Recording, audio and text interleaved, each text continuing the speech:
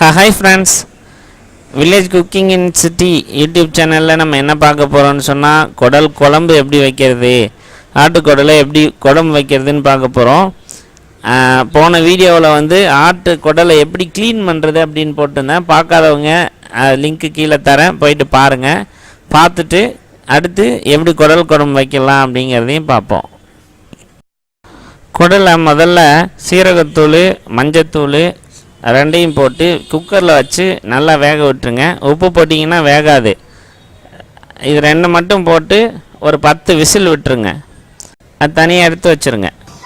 Hi friends, நம்ம இப்போ இன்றைக்கி என்ன செய்ய போகிறோம்னு சொன்னால், 3 ஆட்டு குடல் ஒன்றா வாங்கி ஒன்றா எப்படி செய்யறது அப்படிங்கிறத பார்க்க போகிறோம். ஸோ 3 ஆட்டு குடலை எப்படி க்ளீன் பண்ணுறதுன்னு நீங்கள் பார்த்தீங்க. க்ளீன் பண்ணியாச்சு. ஸோ அதை என்ன பண்ணோம், மஞ்சத்தூள் கொஞ்சம், ஏறக்குறைய ஒரு 1.5 to 2 கிலோ கறி வந்திருக்கும் இல்லையா. 1.5 to 2 கிலோ குடல் கறி வந்திருக்கும். ஸோ அதை அப்படியே போட்டு கொஞ்சம் மஞ்சத்தூள், கொஞ்சமாக உப்பு, சீரகத்தூள், இது 3 போட்டு நம்ம ஒரு 5-6 விசில் வர வரைக்கும் குக்கரில் வச்சு 5-6 விசில் வந்துடுச்சு. எல்லாம் வேக வச்சிட்டோம். இதுக்கப்புறம் நம்ம அதை என்ன பண்ணணும், அதை எடுத்து என்ன பண்ணணும் அப்படின்னு சொல்லிட்டு பார்க்க போகிறோம். எடுத்துக்கிட்டோம். ஏன்னா 1.5 கிலோ ஆட்டு, 1.5 to 2 கிலோ ஆட்டு கறி, ஆட்டு குடல் கறி வர்றதுனால ஒரு 2 எலுமிச்சம்பழம் அளவுக்கு புளி எடுத்துக்கிட்டோம். ஒரு 1/4 கிலோ தக்காளி, 1/4 கிலோ தக்காளியை வதக்கிறதுக்காக, அதாவது தாளிக்கிறதுக்காக கொஞ்சம் எடுத்து வச்சுட்டு மீதி தக்காளியை நம்ம அரைச்சி ஊற்ற போகிறோம். அடுத்து 2-3 ஸ்பூன் திட்டமாக எண்ணெய் ஊற்றணும். அதுக்கு முன்னாடி முக்கியமாக நம்ம அடுப்பை ஆன் பண்ணணும்.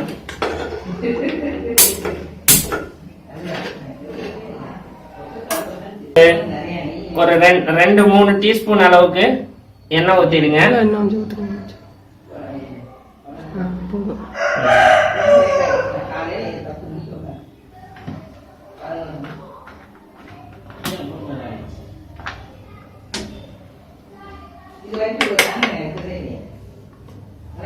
ஓகே, இந்த அளவுக்கு வெந்தயம் தாளிக்கிறதுக்காக போட போறோம்.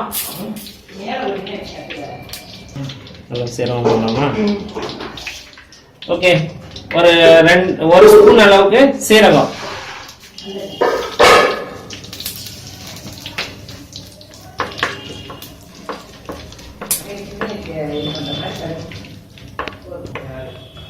ஓகே, மறுத்து வச்சிருக்க வெங்காயத்தை போட்டுடலாம்.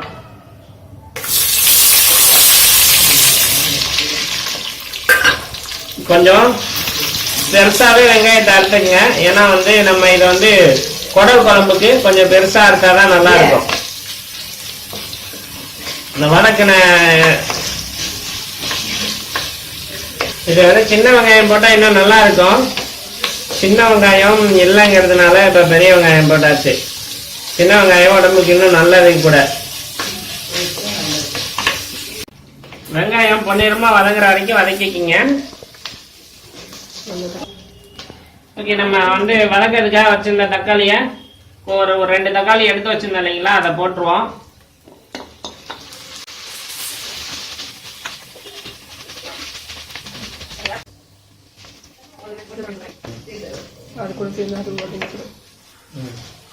ஓகே, இப்போ வதக்கிறதுக்காக தக்காளி போட்டோம். நம்ம அரைச்சி வச்சிருக்க தக்காளியை ஊற்றுவோம். அரைச்சி வச்சிருக்க தக்காளி ஒரு 3/4 பதத்துல அரைச்சா போதும்.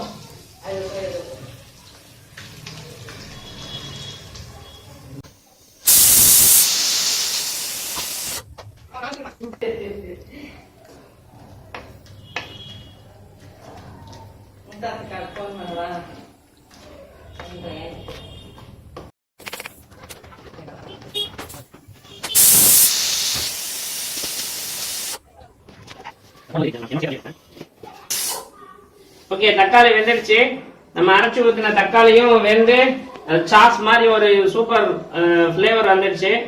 இப்போ நம்ம மிளகாத்தூள் ஒரு 2 ஸ்பூன் மிளகாத்தூள் போடுறோம். மல்லித்தூள் ஒரு டீஸ்பூன் போடுறோம். அடுத்து மல்லித்தூள் ஒரு 4 டீஸ்பூன் போடுறோம்.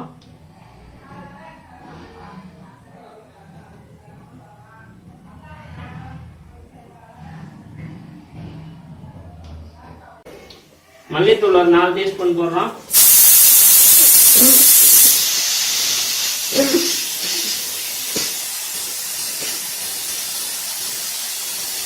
அதுக்கு சீரக மிளகு தூள் 1 டீஸ்பூன் போடுறோம்.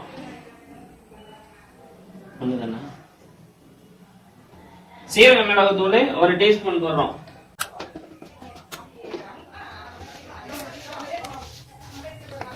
பச்சை வாசனை போற வரைக்கும் கொஞ்சம் வேகட்டும்.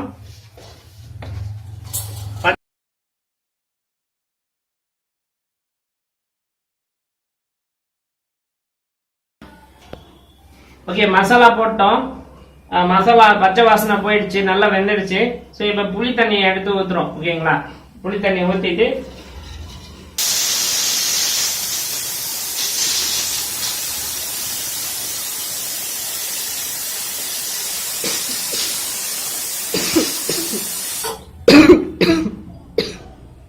ஓகே, நம்ம இப்ப வடிகட்டி கரைச்சி வடிகட்டி வச்சிருந்த புளி தண்ணியை ஊத்திட்டோம். ஸோ இப்ப கொஞ்சம் கொதி வரட்டும். உப்பு எப்படி இருக்குன்னு செக் பண்ணலாம். உப்பு போடவே இல்லை.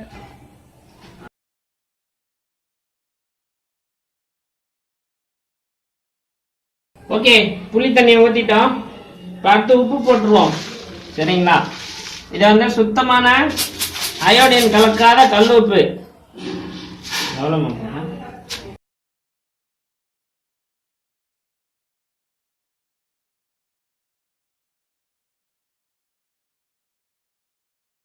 குடல் கறியை வந்து வேக வச்சாச்சு. விசில் ஏறக்குறைய 15 விசில் போயிருக்கும்னு நினைக்கிறேன். தூக்கி விட்டீங்கன்னா வேகாது. ஆமா, ஒரு 15 விசில் போயிருக்கும்னு நினைக்கிறேன். பாப்போம் இப்ப எவ்வளவு உப்பு ஆட் ஆயிருக்குன்னு சொல்லிட்டு நம்ம செக் பண்ணுவோம்.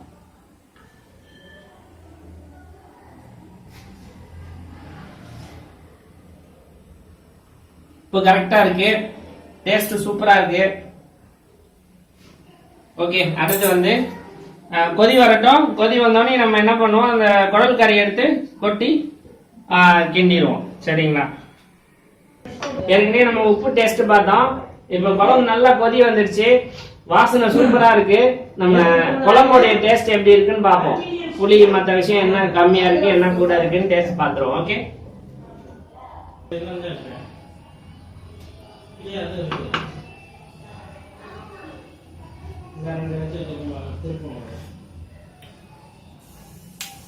சூப்பரா இருக்கு. அவ்வளவு சூப்பரா இருக்கு. இப்போ குடலை போட்ட உடனே டேஸ்ட் எப்படி இருக்குன்னு பார்க்கலாம். ஓகேங்களா? ஓகே, நல்லா கொதி வந்துடுச்சு. இப்போ வந்து நம்ம வந்து குடல் கறியை நம்ம வந்து குக்கர்ல வேக வச்சு வச்சிருக்கோம் இல்லைங்களா, அதை ஆட் பண்ணலாம். ஓகேங்களா? குடல் நல்லா வெந்திருக்கு. பார்க்கவே சூப்பரா இருக்கு.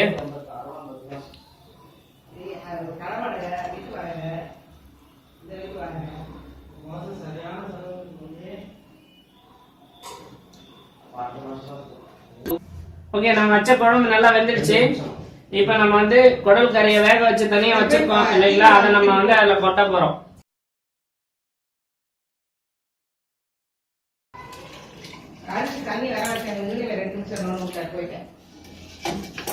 பார்த்து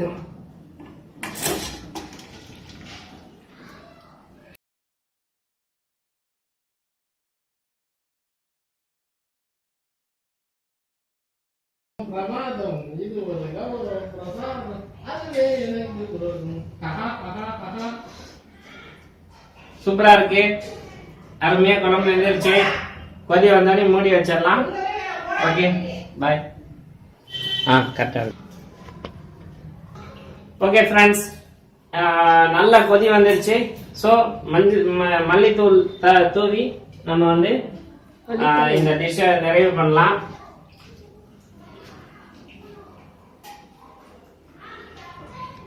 கொஞ்சமா ஒரு கைப்பிடி அளவு மல்லித்தூள் தூவினா போதும். மல்லித்தலை ஒரு கைப்பிடி அளவு மல்லித்தலை தூவினா போதும். நல்ல கொதி வந்துருச்சு. ஓகே, இப்போ வந்து என்ன கட்டணும். ஓகே, நம்ம இப்போ குடல் குழம்பு வைக்கிறது எப்படி, குடல் புளி குழம்பு வைக்கிறது எப்படின்றத பார்த்தோம். நாளைக்கு வேற ஒரு டிஷ்ல சந்திப்போம்.